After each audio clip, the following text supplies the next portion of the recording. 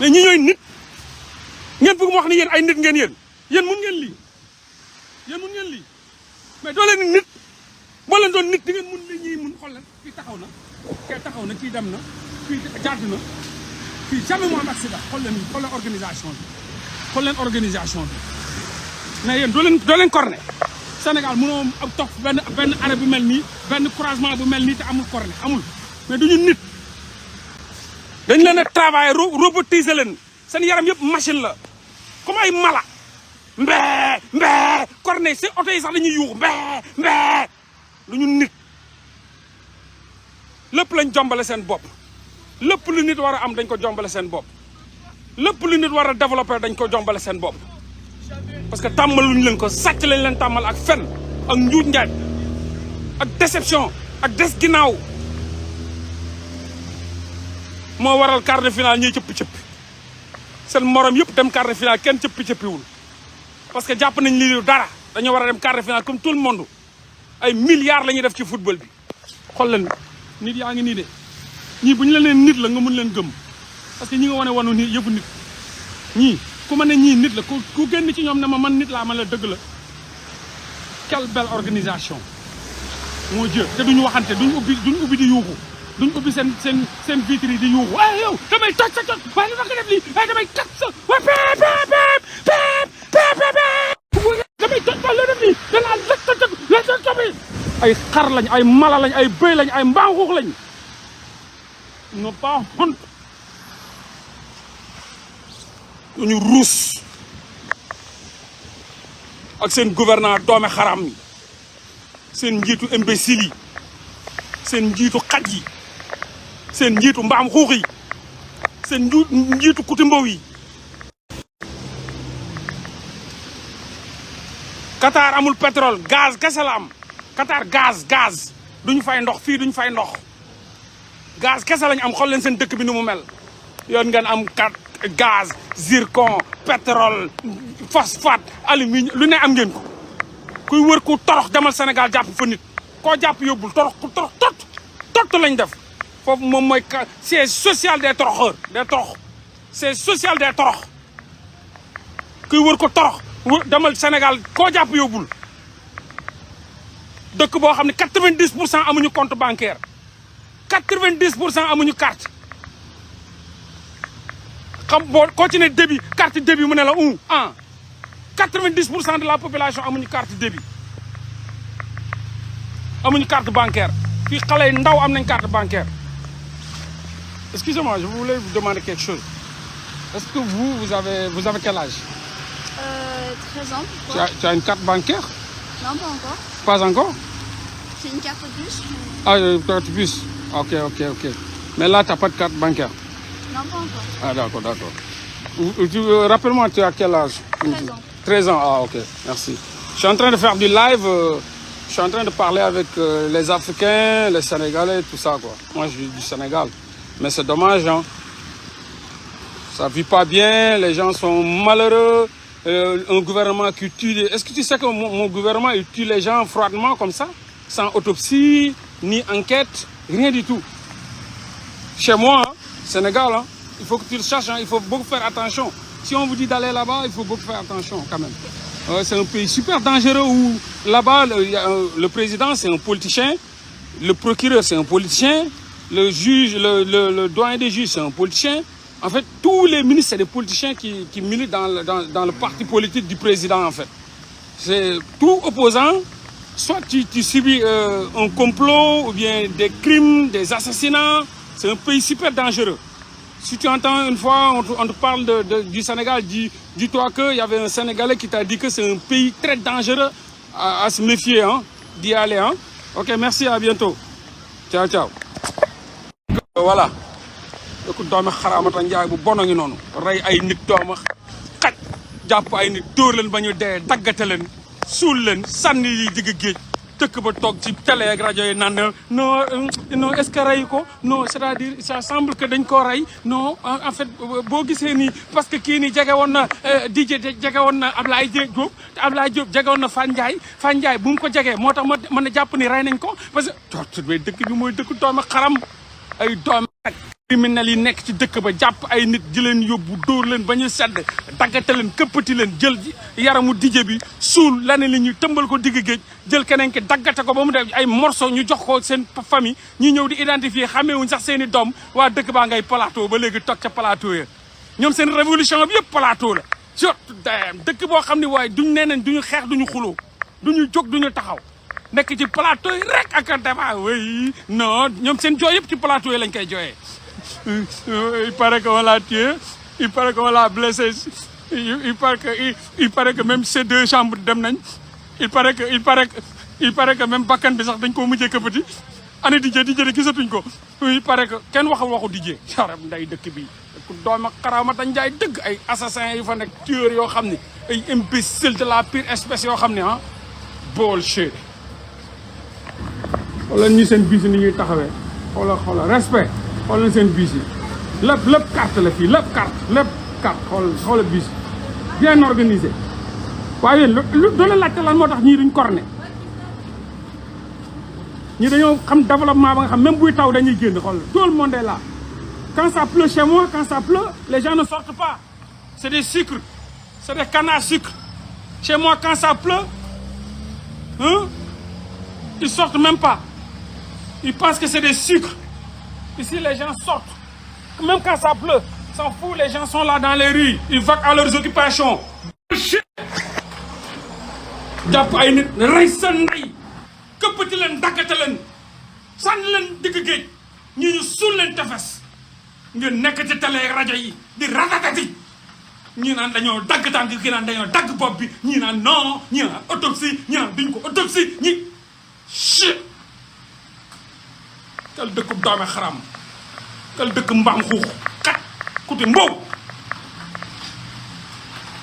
bàyyi ba jour match yi jël gars yi waaj dem suuli autopsie ay mbokkam taxaw say mbokk sax ñoo lay jaay ay frère am taxaw kenn ki moom ambassade France la ne détaché au consul du Sénégal bu nekk Paris ñoo naan non jaru autopsie nañ ko suul noonu ay mbokkam envoyé ma ay message moola boo gisee ñu ne dañ ko autopsie parce que nuñ def corps bi dafa grave nuñ ko defee pour sutura pour la mort pour la paix xaw ma lan de Fulbert dee na nga naan la paix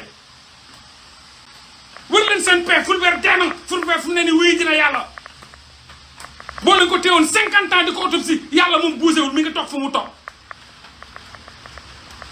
boo leen ko suuloon ne veut pas dire que Fulbert day yëg ni suuluwu leen ko n'importe quoi bullshit ngeen foog ni loolu ay explication la oui ni ñu ko daggatee ni ñu ko defee ñaaw na donc yow nga gis benn nit ñu suul ko 200 ans gars yi loxoti yax bi autopsie ko ñi autopsie façon nit bu ne façon xeet bu ne ñu koy autopsie ñuy autopsie ku def 50 ans dans la mer ñuy autopsie benn loxo kese di autopsie benn tànk kese ñaan dañoo daggate yaram bi nuñ ko daggatee moo ñaaw non pour la paix de Fulbert dee ba pare nga naan pour la paix pour la paix de quoi ah ñu rey ko moom ak dijje reyate leen daggate leen ngeen naan pour la paix pour jàmmam pour mu dee ba pare pour seen jàmm yéen mooy dañ ko war a autopsie dëkk boo xam ne ñu ko rey sax duñu waxtaan procureur baa nga toog bureau yéen man ku rayoon sama mbokk dinaa taj sa waay dinaa taxal sa waay doom xat indi ray doomu aadama yi dem seetaan seen match génn di jubilé di kat seen caga doome xaram yi autorité imbécile yi di tëddee seen caga yi naan seen sàngara toog seetaan seen match sol seen mayo génn jubilé ray ay doomu jàmbur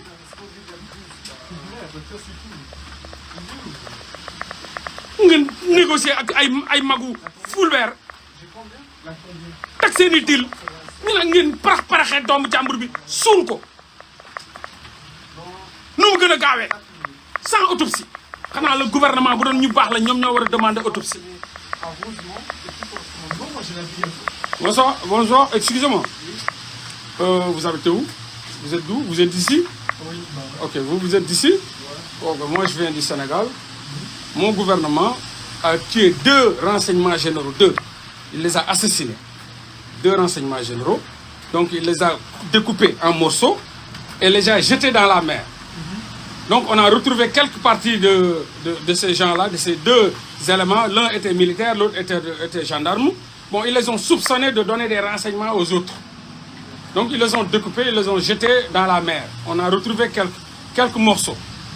Au lieu de faire l'autopsie, ils disent que bon, comme c'est découpé en morceaux, donc on ne peut pas faire l'autopsie. Est-ce que ça c'est possible? Hein? Je pense qu'on peut quand même faire l'autopsie. Merci beaucoup, on peut faire l'autopsie. Même si c'est découpé en petits morceaux, on peut faire l'autopsie. Donc le gouvernement, ils savent que c'est eux qui les ont tués, donc ils n'ont pas voulu faire l'autopsie. Tu vois? Et le peuple est là-bas dans les médias à dire oui, non, on pouvait faire. L'autre dit oui, on ne peut pas faire parce qu'ils ont été découpés, et il reste que les jambes, il reste que les mains. Comme ça. Ils se révoltent que dans les médias. Ils sont toujours dans les médias à se lamenter, blablabla. Donc le gouvernement continue toujours. Il y a toujours les assassins là-bas. Hein. Il n'y a pas d'ouverture d'enquête, ni rien. Ni rien. Hein? Ils les ont tués au Sénégal. C'est pas en Haïti. Non, c'est plus dangereux au Sénégal qu'en Haïti. Je te dis bien, oui, on a un gouvernement. En ce moment, c'est chaud. Ils tuent froidement. Ce matin? Cette semaine. Ah ouais. Ils ont tué 2 renseignements, ils les ont jetés à la mer. Comme ça. Mais c'est le gouvernement qui les a tués? Oui, c'est le gouvernement qui les a tués. Et des assassins, hein. Des assassins qui tuent froidement. Le président, je sais que vous ne savez pas son nom, vous ne connaissez pas son nom. Lui, il se prend pour un dieu, il pense que tout le monde le connaît. Tu connais le président sénégalais? Non. Non, toi? Non. Toi? Ok. Personne ici ne connaît le président sénégalais. C'est un inconnu. C'est un inconnu. Mais eux, chez eux, ils pensent que c'est un roi. Ils pensent que ce gars est capable d'arracher qui il veut, de tuer qui il veut. Mais ils sont dans une dictature, en fait. Ils sont formatés dans une dictature. Ils ont l'esprit d'un dictateur, en fait. Même tout ce qui les dérange, ils pensent qu'ils peuvent en un coup d'œil, en un clin d'œil, le récupérer de là-bas et l'amener chez eux, le tuer. C'est des malades, en fait. Mais ils pensent qu'ils détiennent le monopole de la vérité et de la clairvoyance. Tandis qu'ils sombrent dans un noir infini. Ils sont dans le noir. C'est comme ça avec toutes les dictatures. Ouais, c'est ça. Ils vivent dans une dictature. C'est des voyous. Ça fait combien de temps qu'il est là, le président? Le président, il a fait 12 ans. Il doit finir l'année prochaine, mais il veut encore un autre mandat. Donc il est prêt, ça fait rire, hein? Il est prêt à tuer. Là, c'est fini. Hein? Il devait faire 2 5 ans, il a fait 1 7 ans et 1 5 ans. Donc il a volé encore 2 ans. Et là, il prépare, il tue tout ce qui est opposant pour encore refaire un autre mandat de 5 ans. C'est incroyable. Et il y a des gens qui vivent là-bas toujours, hein, qui se réveillent toujours là-bas. Est-ce que tu penses que toi, tu peux vivre dans ce genre de pays? Non. Hein? Non. Si c'était toi, tu allais fuir, tu allais sortir là-bas. Bien sûr. C'est une dictature. C'était comme ça aussi avec l'Algérie, avec Bouteflika par exemple. Voilà. Ça faisait des années il était au pouvoir, tout ça. Ouais. Et après, ben, on a dû... Ouais, se battre, ouais. Merci à vous, les Algériens. merci. Ouais, vous êtes forts. On va sortir de cette dictature un jour. Exactement. Vous vous battez, hein, on vous connaît, on vous respecte. L'Afrique vous respecte. Hein? Le président, c'est un voyou. C'est un voyou. Bon, il est vieux, il a 60 ans, hein, presque. Donc il est vieux, il a 60 ans, il a 62 ans, quelque chose comme ça. Il est vieux.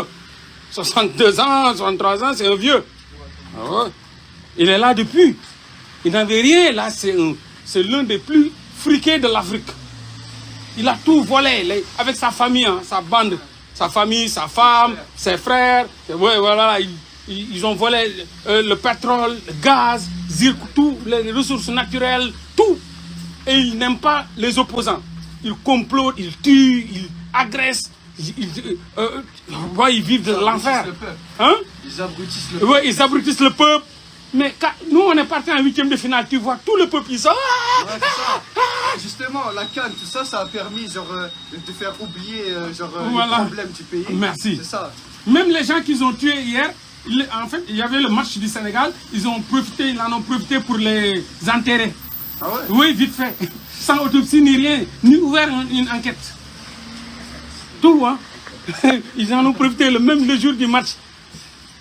Un pays, Ils sont pas, nous, on est champion d'Afrique. Ouais. C'est normal qu'on passe au premier tour pour aller en huitième de finale. C'est pas grandiose. Ah ouais, c'est ça. C'est pas grandiose.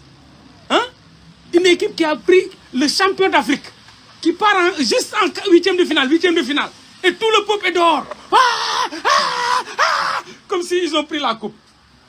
Hein? Mais c'est inadmissible. Et même le président qui sort, hein, qui jubile. Qui fait comme ça. Mais tu te demandes, je suis dans quel pays là? Au moment où le gars il tue, ils agressent. Le président qui sort, qui jubile, qui donne sa main au fou là. Huitième de finale. Champion d'Afrique, huitième de finale. Ça jubile de tout bord. As-tu vu une équipe qui est partie en quart de finale en ce moment-là qui jubile? En huitième de finale. Vous regardez la Coupe du Monde. Avez-vous vu une équipe qui est partie juste en huitième de finale et qui jubile dans son pays, tout le monde? Non. Chez nous, oui. Oui, le ridicule ne tue pas chez moi. Hein. Oui, les gens sont vivants dans le ridicule, ils vivent dans le ridicule. C'est triste. Donc, vous tous, vous savez pas, vous ignorez une équipe juste, une équipe champion d'Afrique qui jubile en huitième de finale. Tout le pays dehors. Vous avez pris quoi? Hein? On est parti en huitième de finale. Hein? Mais c'est quand même un exploit. Oui, c'est un exploit. C'est comme un exploit. Non, c'est pas un exploit, ils ont d'être en huitième. Très bien. C'est pas ça, c'est ce qu'eux ils ont fait. Exact. Après, ils ont profité genre, de ce match-là justement pour... Ouais, pour faire leur politique, leur sale politique de récupération. C'est toujours comme ça. Mais c'est pas un exploit à huitième de finale. Nous, on était partis en quart de finale en Coupe du Monde avec les... Il était faible en plus, c'est normal. Oui, même le groupe était faible, merci beaucoup. Le groupe était faible, le groupe du Sénégal était très faible. Oui, même le Pays-Bas les a battus. Et pourtant, le Pays-Bas, normalement, ne devait même pas les battre. Donc, ils n'ont pas fait vraiment un exploit. Ils ont pris deuxième. Une extrémiste. À l'extrême même. À l'extrême. Le pays était assis sur du feu. Ça pleurait. On allait mourir. Finalement, le gars nous a sauvés. C'est pour ça que tout le monde est sorti. Mais là, est-ce qu'il va y avoir des marches, tout ça, genre pour faire ça? Non, il n'y a pas de marche, il n'y a rien du tout. Rien du tout, il n'y a pas de marche. Ils les ont tués, il n'y a pas de marche, il n'y a rien. Ils sont assis dans leur fauteuil à regarder les matchs. On a dit 2 morts comme ça, qu'on est tués sans autopsie, sans... Peut-être ça aurait été mieux, genre que le Sénégal, ils vont pas en huitième de finale, comme ça le peuple... Ouais, on prend le bus. Ouais, comme ça le peuple il allait se réveiller. Yeah, les gars, à bientôt, man. Nous dugg ci temps bi lijjal sañ bopp comme yéen moom bëggu leen dara dañ leen di jàpp di leen dóor di leen rey leen tardel allez-y boo dugg da ngay génne sa carte t'as vu da ngay génne sa carte teg voilà sa carte teg gis nga de booy yu ma doon waxal booy sax ñoo leen di xamal seen bopp comme yéen xamu leen seen bopp one love, hein. À bientôt, merci. Pardon, excusez-moi. Excusez-moi. Ok. Excusez-moi.